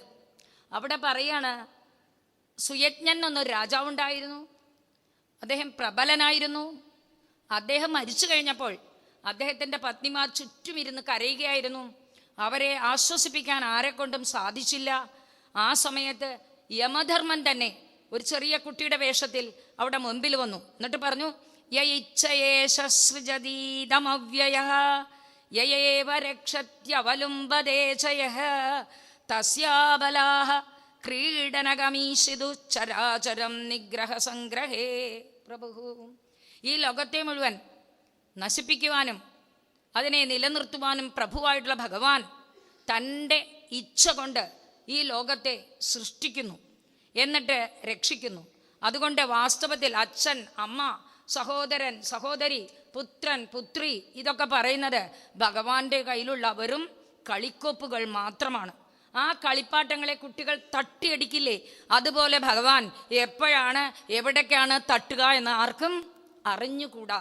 എത്ര അർത്ഥവത്തായ കാര്യം. പക്ഷെ പറഞ്ഞതാരാ? ഹിരണ്യകശിപു. എന്നിട്ട് ഹിരണ്യകശിപുൻ എവിടെ പോയി? മന്ദരദ്രോണ്യാം തപസ് ചെയ്യാൻ. എന്തിനാ? താൻ മരിക്കരുത്. അപ്പം അത്രയേ ഉള്ളൂ. പറയുന്നതൊന്ന്, പ്രവർത്തിക്കുന്നതൊന്ന്. ഇവിടെ അത് തന്നെയാണ് വൈരാഗ്യം, ആത്മബോധം. ഇതാണ് നമുക്ക് അവസാനത്തെ ഒരാശ്രയം, അല്ലേ? എന്ത് കാര്യത്തിനുണ്ടെങ്കിലും അവസാനം നമ്മളെ വൈരാഗ്യത്തിലെത്തും. പല സംഭവങ്ങളും നമുക്ക് അങ്ങനെയാണ്. ഒരു മരണം നടന്നു കഴിഞ്ഞാൽ അവസാനം നമ്മൾ എന്താ പറയും? ഒരാശ്വാസത്തിലേക്ക് നമുക്ക് എത്തണ്ടേ? അപ്പം എന്തെങ്കിലും വിധി വൈപരീത്യമാണെന്നോ വൈരാഗ്യമെന്നോ തത്വജ്ഞാനെന്നോ എന്തെങ്കിലുമൊക്കെ പറയും. ആർക്കും അവസാനത്തെ ശ്വാസം അതുതന്നെയാണ്. ഓരോരുത്തരെയും ഭരിക്കുന്നത് അവരവരുടെ കർമ്മഗതിയാണെന്ന് കംസനോട് ആശ്വസിപ്പിക്കുക. മാ ശോചതം മഹാഭാഗൗ, നിങ്ങൾ രണ്ടുപേരും സങ്കടപ്പെടണ്ട കേട്ടോ. ആത്മജാൻ സ്വകൃതം ഭുജഃ. ഈ ആത്മജന്മാരൊക്കെ, കുട്ടികളൊക്കെ സ്വകൃതം ഭുജഃ, സ്വന്തം കൃതത്തെ, ചെയ്ത പ്രവൃത്തിയെ, കർമ്മഫലത്തെയാണ് ഭജിച്ചവരായി മാറിയത്. അതുകൊണ്ട് ജന്തവോ ന സദൈകത്ര ദൈവാധീനസ്തദാസതേ. ദൈവാധീനമാണ് ഇതിന് കാരണം. നമ്മളൊക്കെ കാലത്തിന് അധീനമാണ് കേട്ടോ എന്നൊക്കെ പറഞ്ഞു. എന്നിട്ട് പറയണ ദേഹമാണ് താനെന്ന വിചാരം പാടില്ല എന്ന് പറയുന്നതാരാ? കംസൻ, അല്ലേ? എന്നിട്ട് പറയണേ അന്യൻ എന്നുള്ള വ്യത്യാസ ബുദ്ധി ഉളവാക്കുന്നത് ദേഹം താൻ എന്ന ബോധം കൊണ്ടാണ് എന്ന് കംസൻ പറയുന്നു. പിറന്നവരൊക്കെ ഒരുമിച്ച് കഴിയണമെന്നില്ല. അവരൊക്കെ ആത്മാവിന് നാശമില്ല, അജ്ഞാനമാണ് മറിച്ച് ചിന്തിപ്പിക്കുന്നതെന്ന് പോലും ഇതൊക്കെ പറയുന്ന ആള് കംസൻ. പറയാണ് ഭുവി ഭൗമാനി ഭൂതാനി. ഭൂമിയിലെ മണ്ണുണ്ടാക്കിയ കുറേ പാത്രങ്ങളുണ്ട്, അല്ലേ? യഥായാന്തി അപയാന്തി ച. അവർ കുറെ നേരത്തേക്ക് നമ്മുടെ മുമ്പിൽ പ്രത്യക്ഷമായിട്ടിരിക്കുന്നു. കുറെ കഴിഞ്ഞപ്പോൾ അതൊക്കെ ഇല്ലാതായിട്ട് തീരുന്നു. നായമാത്മാതേഷു വിപര്യേദിയഥൈവഭൂഹു. ഭൂമിയിൽ ഈ മൺപാത്രങ്ങൾ ഉടഞ്ഞു കഴിയുമ്പോൾ മണ്ണിൻ്റെ ആകത്തൊക്കെ ഒരു കുറവുമില്ല. പാത്രമായിരുന്നപ്പോഴും മണ്ണിൻ്റെ തൂക്കത്തിലുണ്ട്, ഉടഞ്ഞപ്പോഴും മണ്ണിൻ്റെ ആകത്തൊക്കെ മാറ്റമില്ല. അതുപോലെ ആത്മാവ് ഒരിക്കലും നശിക്കുന്നില്ല എന്നുള്ള മഹാതത്വം ഈ കംസൻ പറഞ്ഞു കൊടുത്തു. അതുപോലെ ദൈവവും നുണ പറയുന്നുവല്ലേ എന്നായിരുന്നു അടുത്ത ചോദ്യം. എട്ടാമനായി പിറക്കുമെന്ന് പറഞ്ഞ് എട്ടാമത്തവളായിട്ടാണ് പിറന്നത് പോലും. അങ്ങനെയാണെങ്കിൽ ഇത് ദൈവം നുണ പറയുമെന്ന് മുമ്പേ അറിഞ്ഞിരുന്നുവെങ്കിൽ ഞാൻ ഈ കുട്ടികളെ കൊല്ലുമായിരുന്നില്ല ദേവകി എന്ന് പറയാണ്. ക്രൂര മനസ്സ്, അല്ലേ? തൻ്റെ ദുഷ്ചെയ്തികളൊക്കെ ചെയ്തിട്ട് എന്തെങ്കിലുമൊക്കെ അതിന് യുക്തി നിരത്തും. ചെയ്യണമൊക്കെ ചെയ്തിട്ട് അതിനൊരു യുക്തി, കർമ്മഫലം എന്നോ അല്ലെങ്കിൽ ഞാൻ വേണമെന്ന് വെച്ച് ചെയ്തതല്ലാട്ടോ എന്നോ എന്നെ ആരോ പ്രേരിപ്പിച്ച് ചെയ്തതാണെന്നോ, അല്ലേ? ജാനാമി ധർമ്മം പറയണ നശമേ പ്രവൃത്തി. എനിക്ക് ധർമ്മമൊക്കെ അറിയാം, പക്ഷെ അതിലെനിക്ക് ഇടപെടാൻ തോന്നണില്ലേ. ഞാൻ എന്ത് ചെയ്യട്ടെ? ജാനാമി അധർമ്മം. എനിക്ക് അധർമ്മം എന്താണെന്നറിയാം. നശമേ നിവൃത്തി. എനിക്കത് പിന്തിരിയാണെന്ന് തോന്നുന്നില്ല എന്ന് ദുര്യോധനൻ ധൃതരാഷ്ട്രമൊക്കെ പറഞ്ഞ വാചകങ്ങളാണ്. അതുപോലെ ഇത് പറയണേ എന്തായാലും തനിക്ക് താങ്ങുന്നണലായിട്ട് എന്തെങ്കിലുമൊക്കെ യുക്തി നിരത്തുക, അത് ദുഷ്ടമനസ്സിന് എളുപ്പമാണ്. കംസൻ ഭോജരാജാവ് പ്രപഞ്ചത്തിൻ്റെ നശ്വരതയെക്കുറിച്ചും ആത്മാവിൻ്റെ അനശ്വരതയെക്കുറിച്ചും വളരെ വിസ്തൃതമായിട്ടൊരു ക്ലാസ് തന്നെ എടുത്തു, സഹോദരനും സഹോദരിക്കും ശ്യാലനുമായിട്ട്, അല്ലേ? ഇതൊക്കെ കംസൻ എങ്ങനെയാണ് സാധിച്ചത്? പണ്ടത്തെ രാജാക്കന്മാർ എന്ന് പറയുമ്പോൾ രാജഭരണം ഏൽപ്പിക്കുന്നതിന് മുൻപ് സർവവിദ്യാ പാരംഗതരാക്കുമത്രേ. ഈ ഭോജരാജാവായ കംസനും എല്ലാം പഠിച്ചിട്ടുണ്ട്, അറിയാണ്ടൊന്നുമല്ല. പക്ഷെ അതിലൊന്നും താല്പര്യമില്ല. ഈ പറഞ്ഞ മാതിരി ജാനാമി ധർമ്മം നചമേ പ്രവൃത്തിയാണ്. എനിക്ക് ധർമ്മം അറിയാം, പക്ഷെ എനിക്ക് ചെയ്യാൻ തോന്നണില്ലല്ലോ, അതിനിപ്പോൾ ഞാൻ എന്ത് പഴിച്ചു എന്നുള്ള മട്ടിലാണ്. ആശയും മോഹവും ഒക്കെ ഇന്ദ്രിയങ്ങളെയും മനസ്സിനെയും കീഴടക്കുന്ന സമയത്ത് എന്താണ്? അതിനെ മാറ്റി നിർത്തി ചിന്തയെയും മനസ്സിനെയും സംശുദ്ധമാക്കുന്നതാണ് ഒരു മനുഷ്യജീവിതത്തിൻ്റെ കടമ. പക്ഷേ അത് ചെയ്യാൻ പലപ്പോഴും വിദ്വാനായാലും തെറ്റിപ്പോകുന്നു, രാജാവ്, വിദ്വാൻ, ധനികൻ, ദരിദ്രൻ എന്നൊന്നും ഭേദമില്ല, ഒരു ജ്ഞാനി പോലും അതിന്ന് പിന്തിരിഞ്ഞു പോകുന്നു. കംസന് നന്നായിട്ടറിയാം ഈ ദുഷ്ടത തനിക്ക് തന്നെ നാശം വരുത്തുമെന്ന്, ഹാനികരമാണ് എന്ന് അറിയാത്തവനല്ല ഈ കംസൻ. എന്നിരുന്നിട്ടും എന്തു ചെയ്തു? അതിനെ ജയിക്കാൻ കഴിയാതെ വന്നു. അവിടെയാണ് എന്താണ് കഷ്ടം, ഡ്രോബാക്ക് അവിടെയാണ്. തനിക്കതിനെ ജയിക്കാൻ കഴിഞ്ഞില്ല. കൊടും ക്രൂരത പ്രദർശിപ്പിച്ച ശേഷം ഈ ദേവകി വസുദേവന്മാരോട് പറയുകയാണ് മനുഷ്യജീവിതത്തെക്കുറിച്ചുള്ള പരമസത്യം. അപ്പോഴെങ്കിലും മനസ്സിലാക്കിയല്ലോ, നമുക്ക് ആശ്വസിക്കാം. കംസൻ ഇതൊക്കെ ചെയ്തു കഴിഞ്ഞിട്ടും സത്യം മനസ്സിലാക്കി. എന്ത്? പ്രപഞ്ചം നശ്വരമാണെന്നും ആത്മാവ് മാത്രം അനശ്വരമാണെന്നുമുള്ള പരമസത്യം ഈ കംസന് ബോധ്യപ്പെടാൻ കഴിഞ്ഞു. ഇതാണ് ആരിൽ നിന്ന് വന്നോട്ടെ തത്വബോധം, ശ്രോതാക്കൾക്ക് എടുക്കേണ്ടത് എടുക്കണം. ആര് പറഞ്ഞാൽ എന്താ? എടുക്കേണ്ട തത്വത്തിനെ നമ്മൾ എടുക്കണം. അതാണ് നമ്മളുടെ പ്രത്യേകത. ആകാശവാണിയെ ഹൃദയംഗമമായി ദേവകീ വസുദേവന്മാർ എങ്ങനെ സ്വീകരിച്ചുവോ അതേപോലെ ഇപ്പൊ കംസൻ പറഞ്ഞ വാക്കുകളെയും ഹൃദയേന സ്വീകരിച്ചകാര, ഹൃദയം കൊണ്ട് അങ്ങോട്ട് സ്വീകരിച്ചു. അതാണ് സജ്ജനങ്ങളുടെ ഗുണം. ക്രൂരതയ്ക്ക് പ്രതിക്രൂരത എന്നുള്ളത് സജ്ജനങ്ങളുടെ ജീവിതത്തിൽ പറഞ്ഞിട്ടേയില്ല. കാരണം അവരുടെ മനസ്സ് ഒരിക്കലും കലുഷിതമാവില്ലത്രേ. അതാണ് നന്മയിൽ നിർബാധമായിരിക്കുന്നതാണ് അന്തരാത്മാവ്. അതേപോലെ തന്നെ തിന്മയിലും അതേപോലെ നിൽക്കാൻ സാധിക്കും. ബുദ്ധിനിശ്ചയങ്ങൾക്ക് അഹങ്കാരത്തിനും തന്നെ അപ്പുറത്തുമുള്ള ഒരു ആത്മ ഉൾക്കരുത്ത് എന്ന് പറയില്ലേ, ആ ആത്മശക്തി, ആത്മതത്വം, അത് അന്തിമമായി അറിയുവാനും ആശ്വാസം നുകരാനും വേണ്ടിയാണ്. അങ്ങനെ വരുമ്പോൾ എത്ര ദീനത വന്നോട്ടെ, എത്ര ബുദ്ധിമുട്ട് വന്നോട്ടെ, അവരതിൻ്റെ നടുവിലും നിസ്സംഗതയോടെ നിൽക്കും. ആ നിസ്സംഗത നമുക്കും പഠിക്കണം.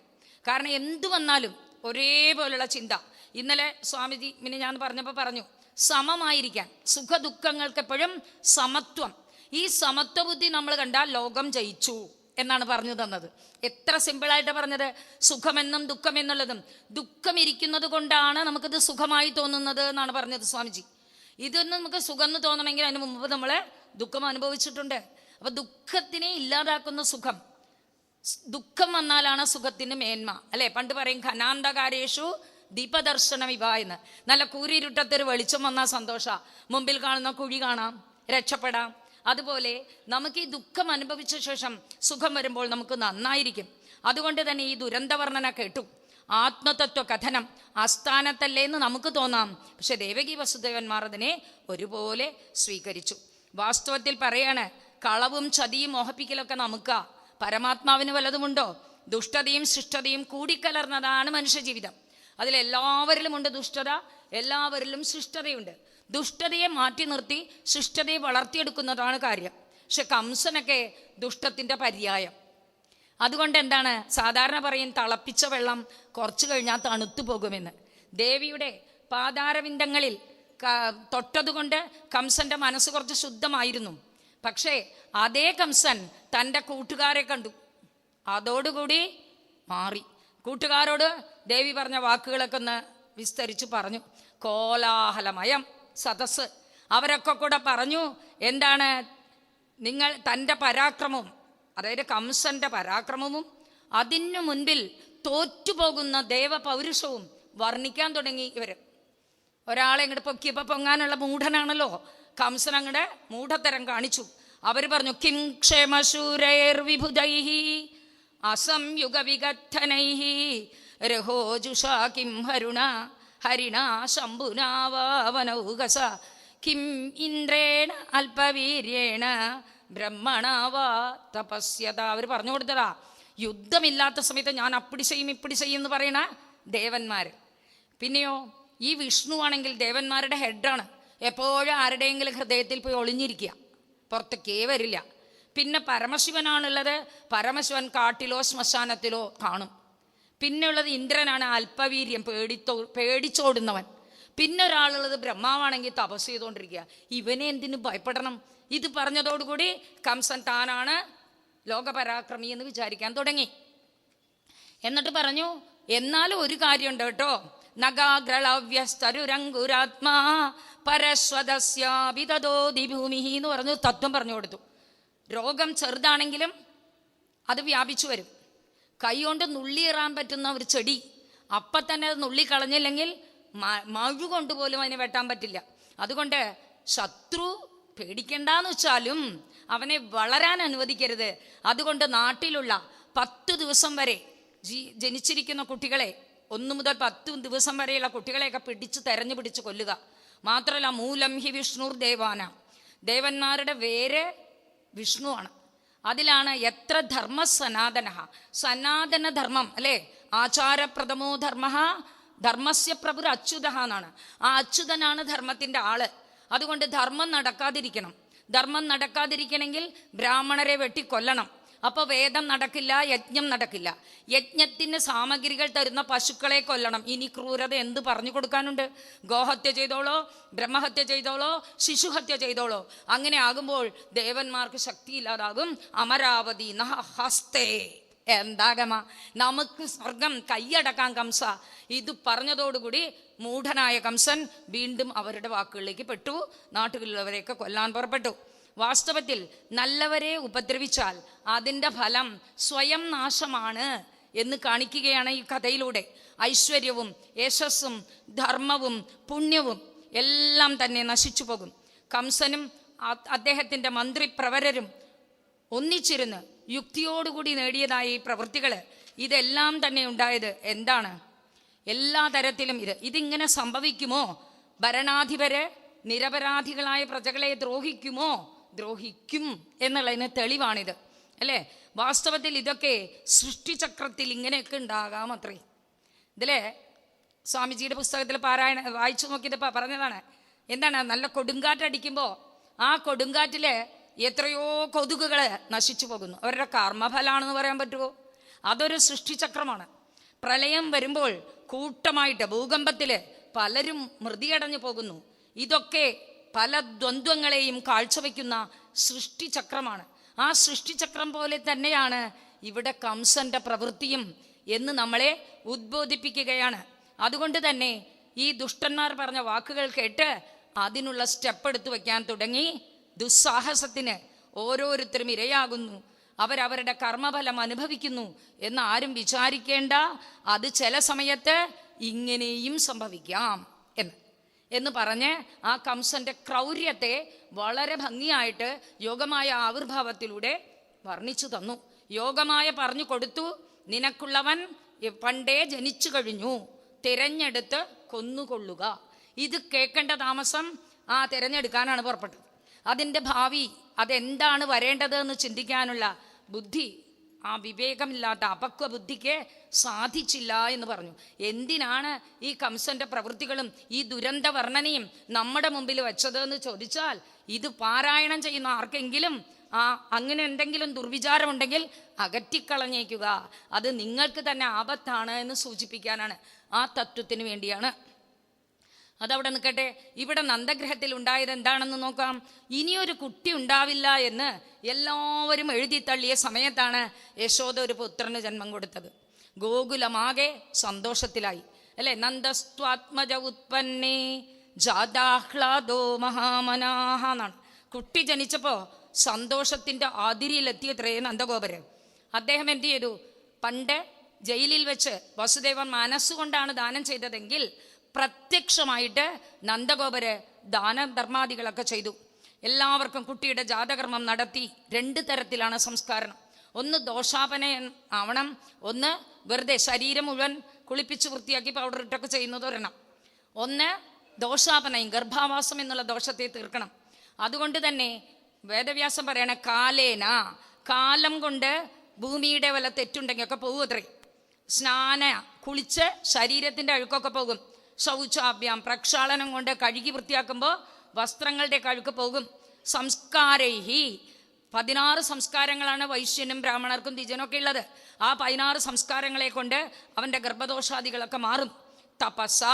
തപസ്സുകൊണ്ട് ഇന്ദ്രദേവാദികൾ ചെയ്ത് എന്തെങ്കിലും മറ്റുള്ളവർക്ക് ചെയ്തിട്ടുള്ള ദോഷമുണ്ടെങ്കിൽ അതൊക്കെ മാറും. അതുപോലെ തന്നെ ഇജ്ജയ, ദാനം ചെയ്ത് നമ്മൾ ചെയ്തിട്ടുള്ള ദോഷമല്ല, യാഗം ചെയ്ത് ദോഷങ്ങളെ അകറ്റാം. അതുപോലെ ദാനൈഹി, ദാനം ചെയ്ത് ധനധാന്യാദികളെ ശുദ്ധീകരിക്കാൻ സാധിക്കും. ഏറ്റവും പ്രധാനം സന്തോഷേണ. സന്തോഷമുണ്ടെങ്കിൽ മാത്രമേ മനസ്സിനെ തൃപ്തിപ്പെടുത്താൻ സാധിക്കൂ. ആത്മശുദ്ധി വരണമെങ്കിൽ ആത്മജ്ഞാനം തന്നെ ഉണ്ടാകണമെന്ന് പറയണം. ഇതുപോലെ ഇതൊക്കെ ഉണ്ടായി എല്ലാം ചെയ്തു. അപ്പോഴേക്കും ബ്രാഹ്മണരൊക്കെ സ്തുതിവാക്യങ്ങൾ ചൊല്ലി സത്യാഹ ആശിഷഹ എന്നാണ്. ബ്രാഹ്മണരുടെ ആശീർവാദമൊക്കെ സത്യാകും അത്രേ. ആ ഭഗവാന്റെ അവതാരം ലോക നന്മയ്ക്കാണ് എന്നവരൊക്കെ ആശീർവദിച്ചു. ആ ആശീർവാദമായി ഗോകുലം മുഴുവൻ വൃത്തിയാക്കിയെന്ന്. രാമാഭിഷേകം പുറപ്പെട്ട സമയത്ത് അയോധ്യാവാസികളെ ചന്ദനത്തൈലം തെളിച്ചും അതുപോലെ ശുദ്ധീകരിച്ചും തോരണങ്ങൾ കൊണ്ടും അലങ്കരിച്ചു എന്ന് പറഞ്ഞ് വർണ്ണിക്കുന്നുണ്ട് രാമായണത്തിൽ. അതുപോലെ തന്നെ ഈ നന്ദഗോകുലം മുഴുവൻ അടിച്ചു തുടച്ചു വൃത്തിയാക്കി. വഴിനീളെ കൊടിക്കൂറകൾ തോരണങ്ങൾ ഉയർത്തി. പശുക്കളെയും കാളകളെയും ഗോവത്സന്മാരെയൊക്കെ, അതൊക്കെയാണ് അവരുടെ ധനം, അതിനെയൊക്കെ എണ്ണയും മഞ്ഞളും ഒക്കെ ഇട്ട് കുളിപ്പിച്ച് അതിന് തങ്കച്ചങ്ങലയിട്ട് ആകെ മയിൽപ്പീലിയൊക്കെ ചാർത്തി സുന്ദരമാക്കി നടത്തി. സർവ്വ സ്ത്രീകളും ഭഗവാനെ കാണാൻ പോകുമ്പോൾ അച്ഛനാണല്ലോ, അല്ലെങ്കിൽ നമ്മുടെ പിതാവായിട്ടുള്ള പിതാസ്ഥാനം അല്ലെങ്കിൽ സഖാസ്ഥാനം, ഏത് സ്ഥാനത്ത് വേണമെങ്കിൽ വിചാരിച്ചോളൂ, കാണാൻ പോകുമ്പോൾ നമ്മൾ സന്തോഷമായിട്ട് പോകണം. കാരണം നല്ല വസ്ത്രം ധരിച്ച് സന്തോഷം, എൻ്റെ മക്കൾ സന്തോഷത്തിലാണ് എന്ന് ഭഗവാന് തോന്നണത്രേ. ഇതുപോലെ ഗോപ്യഹ സുമൃഷ്ട മണികുണ്ടല എന്ന് പറഞ്ഞ് വർണ്ണിക്കുകയാണ്. എല്ലാവരും അതിമനോഹരമായ വസ്ത്രങ്ങളൊക്കെ ധരിച്ച് ഗോകുലത്തിലേക്ക് എഴുന്നള്ളാണ്. നന്ദഗോപർ അവരെയൊക്കെ സ്വീകരിച്ച് അർഹിക്കുന്ന തരത്തിൽ ഓരോരുത്തർക്കും സമ്മാനങ്ങൾ കൊടുത്തുകൊണ്ടിരിക്കുന്നു. രോഹിണിയും അഭിനന്ദനങ്ങൾ ഏറ്റുവാങ്ങുകയാണ്. അങ്ങനെ ഗോകുലം ചുരുക്കത്തില് വൈകുണ്ഠമായി മാറി എന്ന് പറയാണ്. കണ്ടവര് പോകാൻ ഇഷ്ടപ്പെടുന്നില്ല. ഭഗവാനെ കണ്ട് കാലകത്ത് വെച്ച് പോയാലല്ലേ അടുത്ത ആൾക്ക് കയറാൻ പറ്റുള്ളൂ. പോയവർക്ക് നയയവും തസ്തവും എന്നുള്ള സ്ഥിതിയാ. പോകാനും പറ്റണില്ല, വരാനും പറ്റണില്ല. കൃഷ്ണ ആകർഷണം. കണ്ണൻ അപ്പോഴേ അവരെയൊക്കെ ആകർഷിച്ചു തുടങ്ങി. അകത്ത് വെച്ച കാല പുറത്തേക്ക് എടുത്തു വെക്കാൻ പറ്റാത്തതല്ലേ. സ്മരണം തന്നെ, ഭഗവാന്റെ സ്മരണം തന്നെ നമ്മളെ ആകെ മാറ്റിമറിക്കും. ദർശനം കിട്ടിയാലത്തെ കാര്യമോ? അതാണ് അവിടെ കണ്ടത്. അതുകൊണ്ട് തൈരും പാലും നെയ്യും അവരുടെ ധനമാണ്. അത് അന്യോന്യം തെളിച്ച് പിശുക്കില്ലാതെ തെളിച്ച് സന്തോഷത്തോടു കൂടി ആശ്ലേഷിച്ച് ആർപ്പ് വിളിച്ച് ഗോകുലം മുഴുവൻ സന്തോഷിച്ചു. ചുരുക്കം ഗോകുലം ലക്ഷ്മീ ദേവിയുടെ കേളീഗ്രഹമായി മാറി എന്ന് പറയാണ്. തദ ആരഭ്യനന്ദസ്യ വ്രജ സർവസമൃദ്ധിമാൻ ഹരേർ നിവാസാത്മഗുണൈഹി രമാക്രീഡമഭൂത് നൃപ. രമാക്രീഡം ലക്ഷ്മീ ദേവിയുടെ ഇരിപ്പിടമായി മാറി. ഇത് തന്നെ ഗോപികാഗീതത്തിൽ പറയാണ്. ജയതിദേദികം നന്ദന ജയതിദേദികം ജന്മനാ വ്രജഃ ശ്രയദ ഇന്ദിരാ ശശ്വതത്രഹി. ഭഗവാന്റെ ജന്മം കൊണ്ട് തന്നെ ആ നന്ദഗ്രഹം ശോഭിച്ചു. കാരണം അവിടെ ലക്ഷ്മീ ദേവിയുടെ ഇരിപ്പിടമായി. അങ്ങനെ ആകെ ഗോകുലം മുഴുവൻ ഉത്സവ തിമിർപ്പിൽ. ഒരു കഥകളി പദമുണ്ട്. എനിക്ക് കഥകളി പദം പാടാൻ അറിയില്ല, എങ്കിലും ഒന്ന് പറയാം. എന്താണ് അശ്വതി തിമ്പരാട്ടി എഴുതിയതാണ്. പൂത്തനായുടെ വരവ് എന്നുള്ളതിന് മുമ്പ് ആ അമ്പാടി എങ്ങനെയായിരുന്നു എന്ന് പറയണേ. അമ്പാടി ഗുണം വർണ്ണിപ്പാൻ വമ്പ നല്ല ഫണിരാജനും. ഫണിരാജന് 1000 നാവുകളുണ്ട് അല്ലേ. അതുകൊണ്ട് അങ്ങോട്ട് വർണ്ണിക്കാന്ന് വെച്ചാൽ അമ്പാടിയുടെ ഗുണം വർണ്ണിക്കാൻ ഫണിരാജന് പോലും പറ്റില്ലത്രേ. 7 നില മണിഗൃഹം അതിരുചിരം രുചി തഴുകിന തളിമും ഇഹ മധുരം പരം ഊഴിയങ്കൽ എതിരില്ല ഈ ഒരു ഈശലില്ല കഴൽ തൊഴും അമരപുരം. ആ ഭഗവാന്റെ പാതാരവിന്ദങ്ങൾ സ്പർശിച്ചതോടുകൂടി സാക്ഷാൽ വൈകുണ്ഠമായി ശോഭിച്ചു. ആ സമയത്താണ് നന്ദഗോപര് കംസന് കൊടുക്കാനുള്ള കപ്പം കൊടുക്കണം.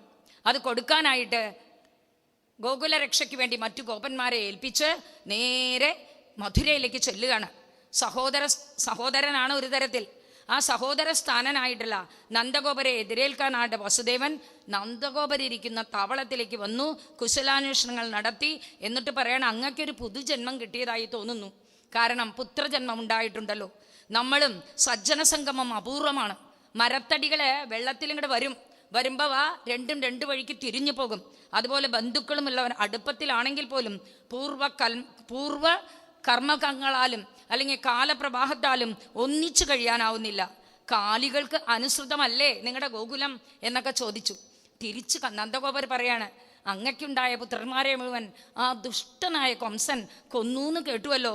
അവസാനത്തെ ഒരു പെൺപ്രജ അവളും സ്വർഗത്തിലേക്ക് പോയി എന്ന് കേട്ടുവല്ലോ. ഇതെല്ലാം ധർമ്മവും കാമവും അന്വർത്ഥമാകണമെങ്കിൽ എല്ലാവർക്കും സന്തോഷം വേണം. പക്ഷെ എന്ത് ചെയ്യും? മനുഷ്യൻ അദൃഷ്ടരാശിക്ക് അടിമപ്പെട്ടവനാണല്ലോ. ദൈവാധീനം ജഗത് സർവം എന്ന് പറഞ്ഞു. അതുകൊണ്ട് ഈ സത്യം മനസ്സിലാക്കി ദുഃഖിക്കാതിരിക്കൂ എന്നാണ് ഉപദേശിച്ചത്. അപ്പം വന്ന കാര്യം കഴിഞ്ഞു, നമുക്ക് തമ്മിൽ കണ്ടുമുട്ടാനും കഴിഞ്ഞു. അതുകൊണ്ട് ആപത്തുകളുടെ സൂചനകൾ കാണുന്നു നന്ദഗോപ. വേഗം തന്നെ, കൂടുതൽ നേരം ഇവിടെ നിൽക്കണ്ട, വേഗം തന്നെ ഗോകുലത്തിലേക്ക് തിരിച്ചു പോവുക. അവിടെ പറയുന്ന ഒരു വാചകമുണ്ട്. എന്തു പറയുന്നു എന്നറിയോ? മഹദ് ലാഭം എന്തും ക്ലേശസഹിതം. മഹത്തായൊരു വസ്തു കയ്യിൽ കിട്ടിയാൽ എളുപ്പമാണെന്ന് കരുതണ്ട. അതിനെ രക്ഷിക്കേണ്ടത്, അതിനെ നിലനിർത്തി പോരേണ്ടത്, മഹത്തായിട്ടുള്ള വസ്തു എന്തു തന്നെയായാലും ക്ലേശത്തോടു കൂടി മാത്രമേ അതിനെ രക്ഷിക്കാനാകൂ. നിങ്ങൾക്കിപ്പോൾ മഹത്തായിട്ടൊരു പുത്രനെ കിട്ടിയിട്ടുണ്ട്. വളരെ ക്ലേശിച്ചിട്ടാണെങ്കിലും അവൻ്റെ എല്ലാ സംരക്ഷണങ്ങളും നടത്തണം. ദുസ്സഗുണങ്ങൾ എന്നെ പേടിപ്പിക്കുന്നു എന്ന് ശൗരി, അതായത് വസുദേവര് മുൻപേ കൂട്ടി കണ്ടു. അത് കേട്ട ഉടനെ തന്നെ ഗോകുലത്തിലേക്ക് തിരിച്ചു പോകാൻ പുറപ്പെടുകയാണ് ആ നന്ദഗോപർ. അങ്ങനെയല്ല, ആ നന്ദോത്സവവും നന്ദഗോപരും വസുദേവനുമായിട്ടുള്ള ആ സംഗമവും ഈ തത്വസമീക്ഷാ സത്രത്തിൽ അതിന് തത്വപ്രവചനത്തിനായിട്ട് അതിനൊരു സന്ദർഭം തന്നു. തത്വമൊന്നും വലുതായിട്ട് അറിഞ്ഞില്ലെങ്കിലും ഇതിന് ഇവിടെ വന്നിരിക്കാനും പറയാനും സാധിച്ചതിൽ ആ ഈശ്വരൻ്റെ ആശ്രയം കൊണ്ടുള്ളതായ ഭാഗ്യം എന്ന് തന്നെ നമുക്ക് കരുതാം. ഏതായാലും ഈ പറഞ്ഞ നേരത്തിനുള്ളിൽ അവസാനിപ്പിക്കണം എന്നുള്ളത് നിർബന്ധമായതുകൊണ്ട് നിർത്തുകയാണ്. കൽത്തുറങ്കിനകത്തമ്മ കണി കണ്ട ദിനം മുതൽ കാട്ടാളനൈത കണയാൽ കാൽത്താർ വിണ്ട ദിനം വരെ കണ്ണൻ കപടഗോപാലൻ കൈവല്യംബുഘനാഘനം ചെയ്ത കാര്യം സകലവും ജഗന്മോഹനമോഹനം. ഇത്രയും പറഞ്ഞ് ശ്രോതാക്കൾക്ക് എല്ലാവർക്കും എൻ്റെ നമസ്കാരം പറഞ്ഞുകൊണ്ട് എൻ്റെ വാക്കുകൾ ഭഗവാന്റെ ഈശ്വര പ്രീതിക്കായി തീരട്ടെ. ഞാൻ പറഞ്ഞത് എന്തെങ്കിലും ഉണ്ടെങ്കിൽ എന്ന് ആശ്വസിക്കുന്നു. എല്ലാവർക്കും വീണ്ടും നമസ്കാരം.